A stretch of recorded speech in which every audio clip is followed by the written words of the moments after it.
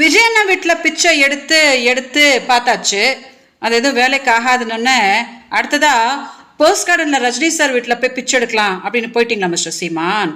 விஜயண்ணங்கிட்ட இருந்து தப்பிக்கிறதுக்கு வேற எந்த வழியும் கிடைக்கலையா? ரஜினி சார் யாரு அப்படின்னு ஞாபகம் இருக்கா?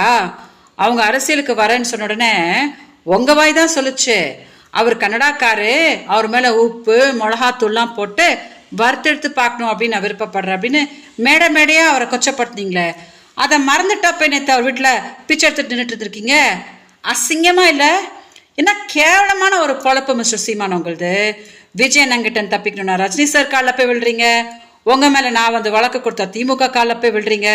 உங்களை யாரும் நம்ப மாட்டாங்க மிஸ்டர் சீமான். தமிழ்நாடு மக்கள் கிட்ட சொல்றேன்னு, யாரும் சீமான நம்பாதீங்க. நான் அவரோட முதல் மனைவி அப்படின்னு தான் நான் உலகத்துக்கே தெரியும். என் வாழ்க்கையவே சீரழிச்சு கர்நாடகாவில் தூக்கி அனாதையா போட்டிருக்காரு. எங்க அக்கா நடக்க கூட முடியாம பேரலிசிஸ் ஆன மோசமான நிலைமையில இருக்காங்க.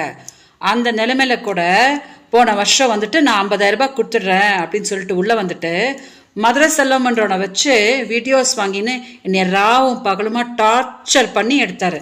அதை தாங்க முடியாம தான் நான் வந்து கம்ப்ளைண்ட் கொடுத்தா என்னையும் திமுகவையும் கேவலமா மேடையா பேசிக்கிட்டு மக்களை ஏமாத்திட்டு சுத்திட்டு இருக்கிறாரு. யாரும் சீமானை சப்போர்ட் பண்ணாதீங்க, ஓகே? தயவு செஞ்சு மீடியா இந்த வீடியோ டெலிகாஸ்ட் பண்ணுங்க. நான் ஏமாந்த மாதிரி தமிழ்நாடு மக்களை சீமான் கிட்ட ஏமாறதுக்கு நான் விடவே மாட்டேன்.